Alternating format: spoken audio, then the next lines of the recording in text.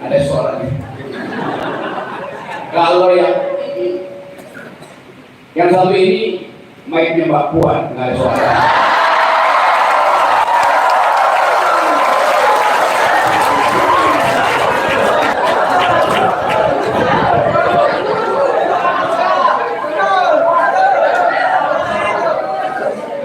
Saya agak sulit membahas pertanyaan. Siapa kamu? Dia haru, Pak. Siapa? Dia haru. Siapa? Dia haru. Dia haru, Pak. Kayu dia haru, nama dia haru. Iya, kemudian nanti. Membahas soal dinasti. Karena di Indonesia tidak ada dinasti. Dinasti itu cirinya berdarah biru. Yang ada di Indonesia berdarah kotor.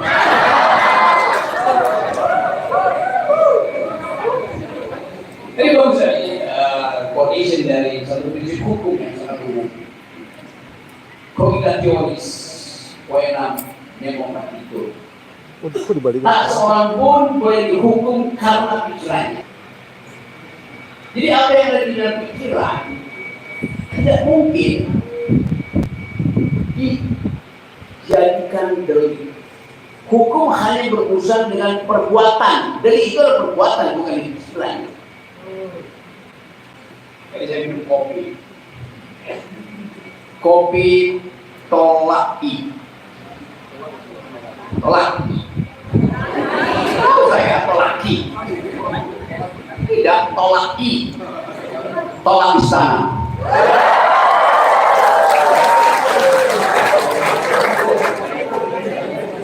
Kopi artinya komunitas pikiran.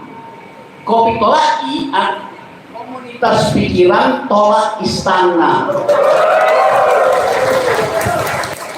Dan kita semua ada di sini. Kita semua adalah komunitas pikiran, orang yang berpikir. Jadi kalau juga ini kopi dari tadi ya nggak? Kopi murni diolah secara tradisional. Apa beda kopi murni dan kopi nggak murni memang?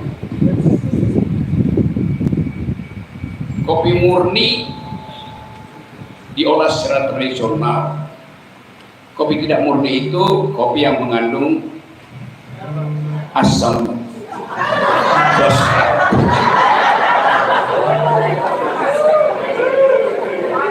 Ini kopi belerang. Ada H2SO4-nya di situ. Dan preparat dari H2SO4 itu memang jadi baterai. Yang kalau disiram ke orang bisa luka. Apalagi disiram ke istana. Tapi kalau dia bilang sidang pikiran,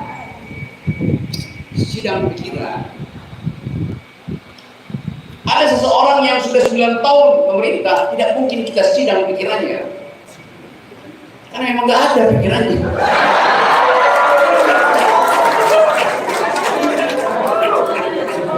Pikiran hanya bisa disidang oleh pikiran. Itu namanya tradisi universitas.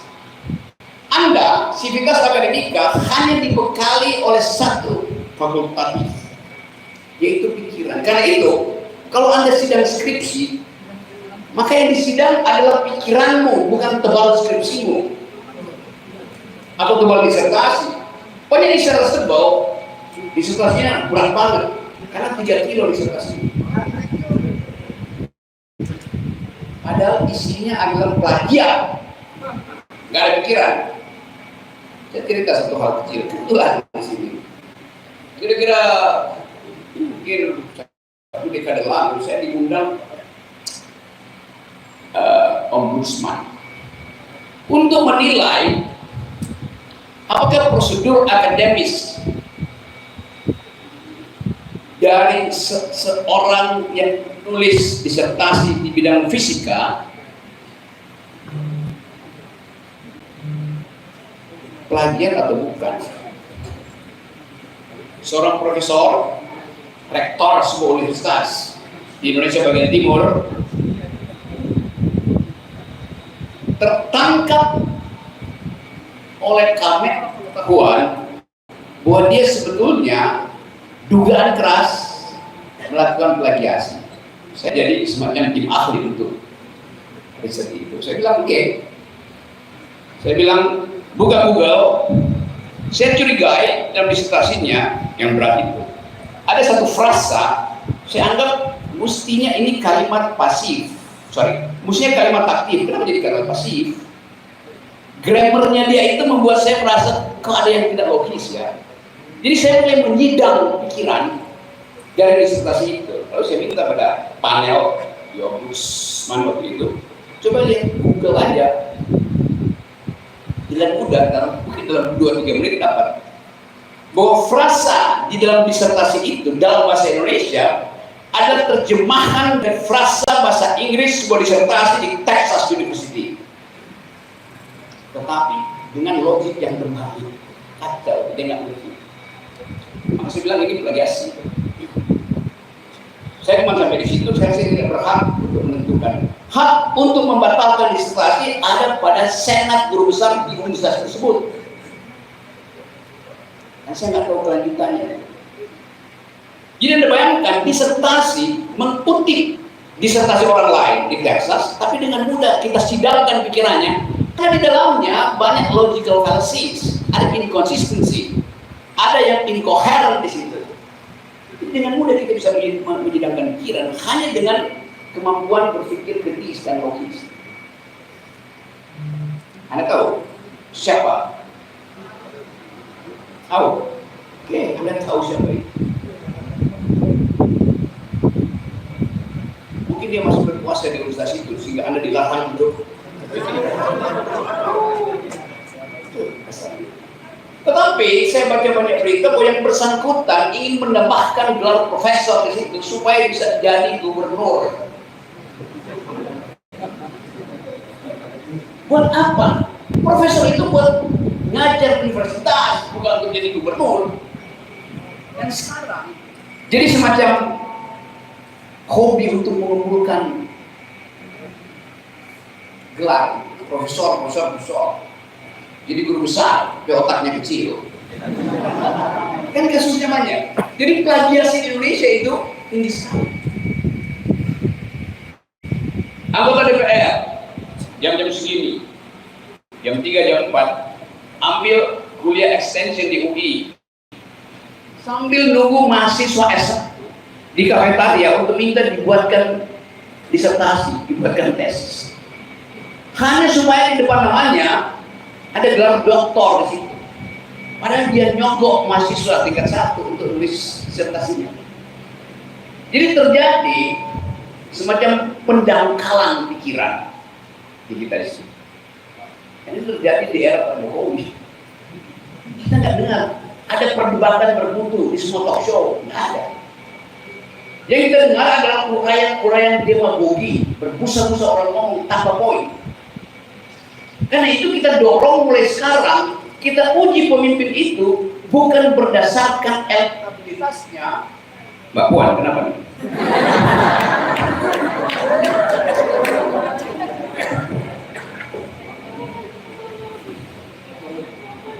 Oke. Kita mau uji pemimpin itu bukan berbasis elektabilitasnya, tetapi berbasis pada intelektualitasnya. KPU hanya peduli tentang elektabilitas. Tapi ini mencari pemimpin bukan sekedar seseorang yang disodorkan elektabilitasnya oleh lembaga survei yang digaji oleh negara, tapi intelektualitas. Nah, panggung semacam ini, talk show semacam ini, ada upaya untuk menguji intelektualitas seorang calon pemimpin. Tapi kalau mahasiswa Kendari bikin judul itu sidang pikiran dan dihadiri oleh anak muda, pasti ada seorang anak muda yang ketakutan datang di panggung ini. Karena nggak punya pikiran, menghindar dari perdebatan publik, padahal dia mau jadi pejabat publik. Bagaimana mungkin seseorang yang memberanikan diri untuk tampil sebagai pejabat publik, sebagai wakil presiden, tapi takut berhadapan dengan forum publik. Jadi kita bertanya, apa yang menyebabkan pikiran terhalang? Apa penyebabnya? Ya kedunguan. Apa yang menyebabkan kedunguan bertambah tiap hari? Apa? Asam sulfat. Itu lanjut. Kita balik pada tradisi akademis. Waktu Anda masih jadi mahasiswa, Anda tahu bahwa tugas mahasiswa adalah memproduksi argumen, mempertahankan dalil. Tradisi itu tradisi berabad-abad. Setiap insan akademis berhak untuk panggung itu. Jadi kalau ada mimbar akademis, mimbar itu adalah hak semua orang yang punya argumen, hak semua orang yang punya dalil, siapapun dia. Itu bukan mimbar guru besar, mimbar setiap sivitas akademika yang punya argumen. Mau dia semester 1, mau dia 2 hari lagi DO, nggak ada soal. Tapi kalau dia punya argumen, dia berhak pakai mimbar itu. Itu bukan punya dosen, bukan punya profesor, tapi punya setiap orang yang mampu untuk mendalilkan argumen. Itu yang kemudian tradisi itu, tradisi argumentasi, yang kemudian diekspor ke ruang publik. Untuk apa? Untuk skrupinisasi kemampuan berpikir seorang capres dan calon wakil presiden. Karena itu di Amerika, setiap calon presiden dan calon wakil presiden, dia pertama kali berkampanye di kampus supaya diuji pikirannya. Kalau Anda berkampanye di atas panggung dangdut, nggak ada yang uji pikirannya.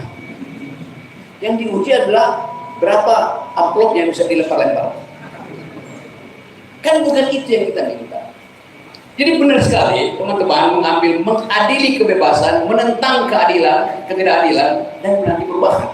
Semua itu harus dimulai dengan uji jalan pikiran. Nah, jalan pikiran hanya disebut jalan pikiran kalau ada jalan pikiran lain yang menentangnya. Karena itu pertentangan jalan pikiran itu pengetahuan. Pikiran yang tidak ditentang, kalau Anda punya tesis, Anda punya dalil, Anda punya skripsi, setelah lulus disertasi Anda disimpan di pusakaan, nggak ada yang baca, itu artinya dia tidak mengurus disertasi. Karena disertasi harus dipersoalkan. Disertasi yang baik ada disertasi yang kemudian dibatalkan oleh disertasi lain.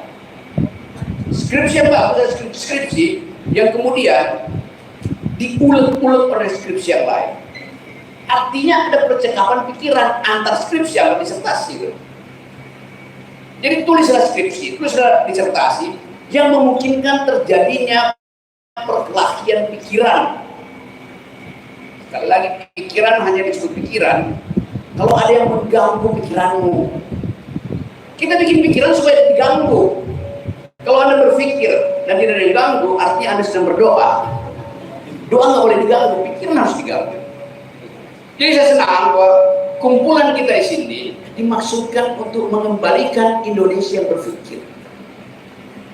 Bangsa ini didirikan oleh mereka yang berpikir, yang kendati tidak lulus SMA, Buya Hamka tidak lulus SMA, Haji Agus Salim yang mungkin lulus SMA kelas 1, Buya Hamka cuma lulus SD, Sultan Syahrir DO dari Belanda.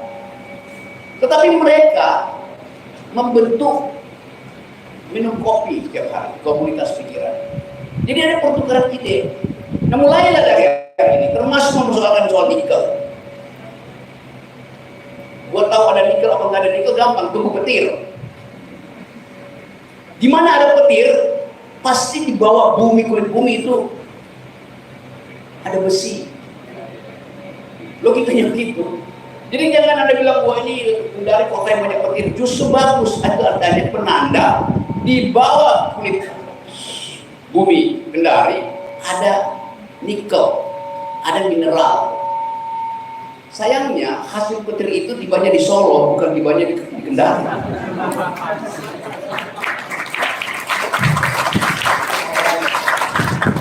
Jadi sama pada tema hari ini, sidang pikiran.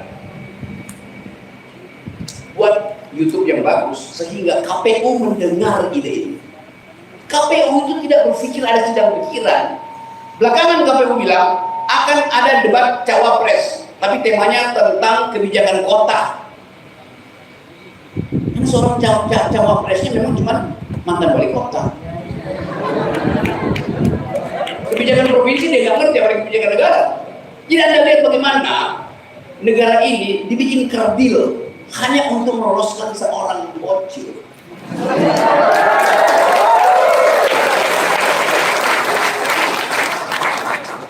Bagi kalian yang ada di sini, Anda belajar tentang kebudayaan Sulawesi Tenggara.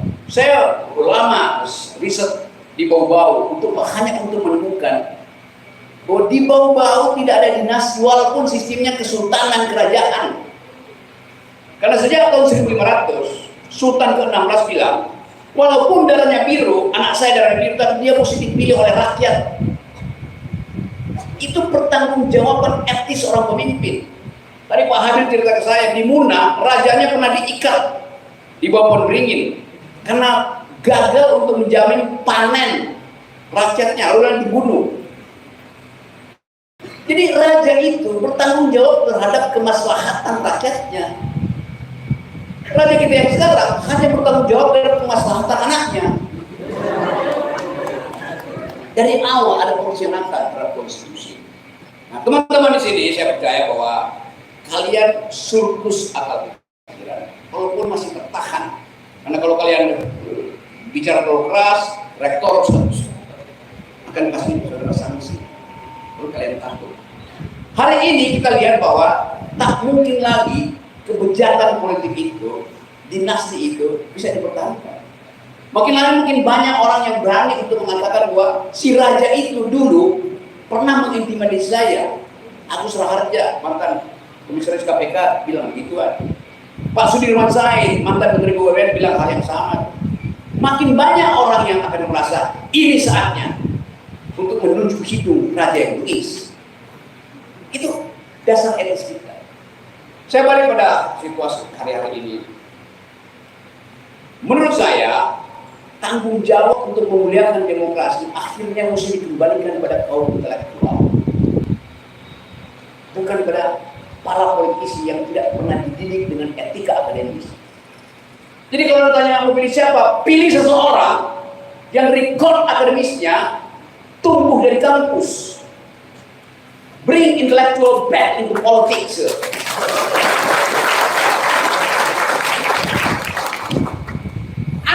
Masa depan Anda itu 2024, 2029 dan seterusnya.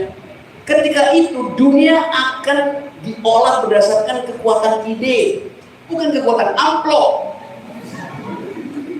atau kekuatan kaleng susu. Jadi teman-teman mahasiswa di sini kita akan diskusi. Mungkin saya kelebihan waktu sebelum saya ditegur, saya ingin menegur diri sendiri bahwa mengucapkan pikiran itu adalah dasar Anda disebut manusia. Jadi jangan takut mengucapkan pikiran. Hanya dengan pikiran radikal, perubahan bisa dilanjutkan juga secara radikal. Terima kasih.